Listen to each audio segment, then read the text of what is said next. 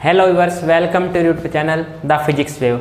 आज हम बात करेंगे कैपेसिटर लेक्चर नंबर 3। जो लेक्चर नंबर 2 था उसमें हमने क्या स्टडी किया था, उसमें हमने कैपेसिटर, उसकी एप्लीकेशंस क्या होती है और कैपेसिटेंस क्या होता है, ठीक है। और इसके अंदर हम बात करेंगे दो तरह के कैपेसिटर्स की। बात करेंगे नंबर 1 पे पैरेलल प्लेट कैपेसिटर, जो मोस्ट कॉमनली यूज्ड है, इंपॉर्टेंट है। और नंबर 2 पे पढ़ेंगे हम स्फेरिकल कैपेसिटर। तो चलिए बात करते हैं सबसे पहले पैरेलल प्लेट कैपेसिटर की।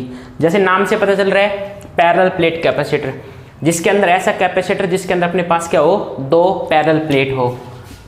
तो मान लो ये हमारे पास प्लेट 1 हो गई और ये हमारे पास है प्लेट 2, ठीक है। चलो इसको थोड़ा अच्छे से, इनके जो सेपरेशन है इनके बीच में, वो हमने माना कि इनके बीच की जो सेपरेशन है वो अपने पास D, ठीक है। हमने क्या किया, सबसे पहले लिखवा देंगे आपको। सबसे पहले इसका बेसिक देखते हैं। हमने क्या किया, इसके ऊपर पॉजिटिव चार्ज दिया इस प्लेट पे, ठीक है। और इस प्लेट का नाम है नंबर 1, प्लेट नंबर 1। अब उसके बाद क्या होगा, जैसे इसके ऊपर हमने प्लस चार्ज दिया, इसके ऊपर इंड्यूस चार्ज हो जाएगा जिसका नाम है प्लेट 2। इंड्यूस चार्ज होगा तो जो इसका ये साइड फेस है इस पे कौन सा चार्ज इंड्यूस हो जाएगा, नेगेटिव चार्ज इंड्यूस हो गया। अगर यहाँ पे नेगेटिव चार्ज इंड्यूस हुआ तो उसके उस साइड कौन सा चार्ज इंड्यूस हो जाएगा,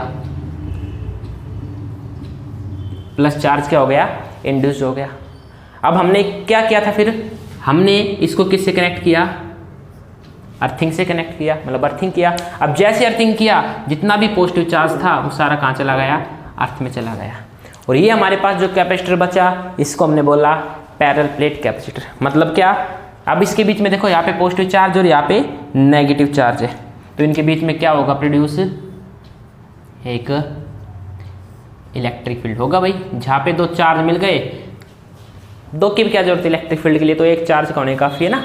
तो हमारे पास क्या हो गया, हमारे पास इलेक्ट्रिक फील्ड हो गया। अब जितने पॉजिटिव चार्ज इसके ऊपर है उतने ही नेगेटिव चार्ज इसके ऊपर क्या हुए, इंड्यूस्ड हुए। इसका क्या मतलब हुआ, हमने माना कि अगर इसके ऊपर डेंसिटी क्या है, प्लस सिग्मा, तो इसके ऊपर कितनी डेंसिटी आएगी, माइनस सिग्मा। सिग्मा क्या होता है, सिग्मा, चलो बताएंगे आपको। सिग्मा क्या होता है अपने पास, surface charge density. Sigma is equal to Q upon में ए। और दोनों प्लेट है, दोनों प्लेट का एरिया भी क्या है, सेम है। ए यहाँ पे क्या है, एरिया। अगर एरिया सेम दोनों प्लेट का और चार्ज भी दोनों के ऊपर सेम है, तो दोनों की जो सिग्मा है, सरफेस चार्ज डेंसिटी क्या होगी, सेम होगी। बस इसके ऊपर पॉजिटिव चार्ज है तो इसको हमने प्लस सिग्मा मान लिया, और माइनस सिग्मा का क्या मतलब हो गया, माइनस क्यू चार्ज, ठीक है। चलिए अब इसकी बात करते हैं, इसका डेरिवेशन पे। हमने इसमें क्या कैलकुलेट करेंगे कि इसकी कितनी कैपेसिटी है, कितना चार्ज क्या कर सकता है, स्टोर कर सकता है। चलो तो सबसे पहले हम क्या मानेंगे, let us consider 2 conducting plates 1 and 2 parallel each other.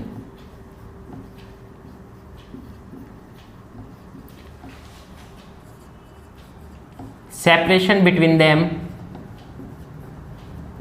कितनी सेपरेशन है, D, and area A। दोनों का एरिया क्या अपने पास एरिया ए है। उसके बाद हम क्या करेंगे, वी नो दैट, हमने क्या किया, हमने जैसे इसके ऊपर पॉजिटिव चार्ज दिया, if we give some charge Q to plate A, to plate 1, then minus Q charge induced on plate 2, ठीक है भाई। 2 प्लेट पे हो गया, हमें यहाँ पे क्या मिली, इलेक्ट्रिक फील्ड मिला। अच्छा, इलेक्ट्रिक फील्ड जो हमें यहाँ पे मिला, तो इसके बाद हमें पता है कि plate 1 now surface charge density of plate 1 की सरफेस चार्ज डेंसिटी क्या हो जाएगी, यानी जिसको मैंने बोला सिग्मा, Q बाय A। बात समझ में आया? अपने पास सरफेस चार्ज डेंसिटी क्या होगा यहाँ पे? Q बाय A हो गया। इसके बाद अगर मैं बात करूँ टू पैरेलल प्लेट के बीच में जो इलेक्ट्रिक फील्ड होता है वो कितना होता है? याद है किसी को? अगर याद नहीं है तो याद करेंगे गॉस लॉ। गॉस लॉ की जो एप्लीकेशन नंबर 3 थी कि electric field due to infinite plane charge sheet, infinite या फाइनाइट चार्ज शीट। ये एक तरह से चार्ज शीट ही तो है, दो प्लेट ही तो अपने पास। तो जो इलेक्ट्रिक फील्ड का फॉर्मूला होता था, देन इलेक्ट्रिक फील्ड इनके बीच में क्या होगा फॉर्मूला उसके इलेक्ट्रिक फील्ड का? सिग्मा अपॉन में एप्सिलॉन नॉट। ये एप्सिलॉन नॉट क्या है? इलेक्ट्रिकल परमिटिविटी इनके बीच की for free space, for free space याद रखना। ये electrical permittivity for free space between them. हमारे पास सिग्मा आ गया, तो मैंने इस इक्वेशन को कहाँ पे पुट करूंगा? इसमें तो हमारे पास जो इलेक्ट्रिक फील्ड आएगा वो क्या आएगा? Q अपॉन में एप्सिलॉन नॉट A। ये मेरे पास क्या आ गया? इलेक्ट्रिक फील्ड आ गया। चलो एक बार रिजल्ट ही बताते हैं, हमने निकालना क्या है। हमें पता है कि Q इक्वल टू क्या होता है? CV होता है, और मेरे को C निकालना है। C का फॉर्मूला क्या होता है? Q अपॉन में V होता है ना। अब मेरे को क्या है? Q मेरे पास गिवन है, Q है हर जगह, V मेरे पास नहीं है, यानी मैंने ये देखना पोटेंशियल कितना होगा इनके बीच में। तो पोटेंशियल अब मेरे पास डायरेक्ट हम कैलकुलेट कर नहीं सकते कैलकुलेट, तो उसके लिए हमने सबसे पहले क्या किया? इलेक्ट्रिक फील्ड को कैलकुलेट किया। अब जैसे मेरे पास इलेक्ट्रिक फील्ड आया, इलेक्ट्रिक फील्ड से हम क्या कर सकते हैं? पोटेंशियल को, और हमें पता है we know potential electric field का एक रिलेशन होता है, वो होता है potential is equal to E multiply by D। ये D क्या है? दोनों के बीच की सेपरेशन है। तो इलेक्ट्रिक फील्ड अपने पास क्या है? Q epsilon not A multiply by D। ये मेरे पास क्या आ गया? Equation number 2। बस मेरे को V मिल गया। V निकालने के बाद नाउ V निकालने के बाद capacity C is equal to Q upon में V, तो पुट कर देंगे। Q is equal to V कितना है अपने पास? Q multiply by D epsilon not A। Q से Q अपने पास कैंसिल हो गया, तो C मेरे पास क्या आ गया? Epsilon not A by D। ये मेरे पास क्या आया? Capacity of a parallel plate capacitor, that is capacity of parallel plate capacitor when there is air vacuum between them. इनके बीच में क्या है? कोई मीडियम नहीं है, इनके बीच में एक तरह से जो मीडियम है वो एयर या वैक्यूम है। तो अपने पास जो फॉर्मूला आएगा ये आएगा, और इसको अक्सर हम किस रिप्रेजेंट करते हैं? C नोट बोल देते हैं। ठीक है, C नोट किसके लिए है? फॉर वैक्यूम या फिर फॉर एयर। हमने ऐसा क्यों किया? क्योंकि जब हम आगे इसको एक्सप्लेन करेंगे ना, तो हम बीच में मीडियम रखेंगे, कंडक्टिंग मीडियम रखेंगे, इंसुलेटिंग मीडियम रखेंगे तो उनकी वजह से कैपेसिटी कुछ और आएगी। तो उससे जब हम कंपेयर करेंगे तो हमें जो अपने पास C नोट है इसकी जरूरत पड़ेगी। तो हमारे पास क्या हो गया? ये पैरेलल प्लेट कैपेसिटर की वैल्यू हो गई। ठीक है, ये चलो इसी में अगर हम एक केस करें तो हमें एक बात पता है। क्या पता है? देखो now if any medium between the plates,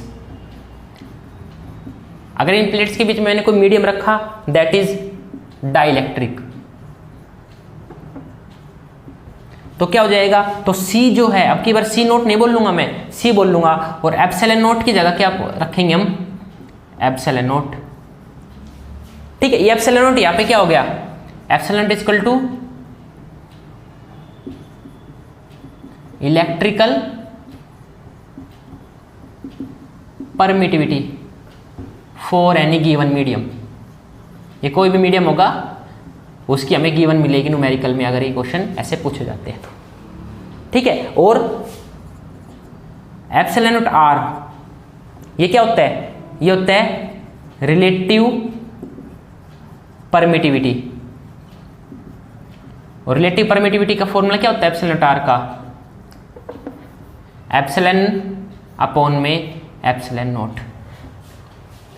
है ना, रिलेटिव डेंसिटी हम निकालते थे, उसी तरह रिलेटिव अपने पास परमिटिविटी हो गई किसी भी मीडियम की डिवाइडेड बाय फ्री स्पेस की या वैक्यूम की।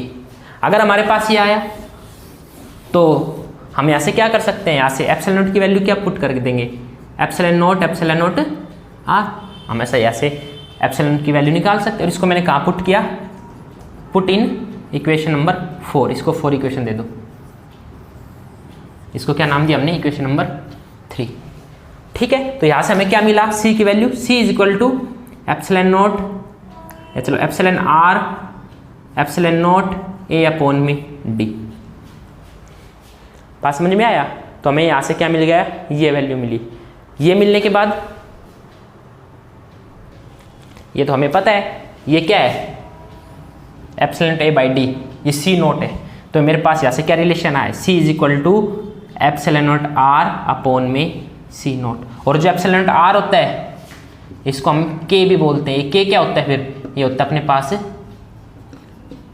डाइलेक्ट्रिक कांस्टेंट होता है। ये भी किसी भी मीडियम का आपको देंगे, आपको मान लो गिलास दिया, इनके बीच में मैंने गिलास स्लैब को रखा तो उसका डाइलेक्ट्रिक मीडियम आपको गिवन मिलेगा। ठीक है, इसकी वैल्यू होती है 4, होती है 5, 1.5 सोन कुछ भी हो सकता है। तो ये जो C हो गया, यहाँ से C क्या हो गया, K C नोट।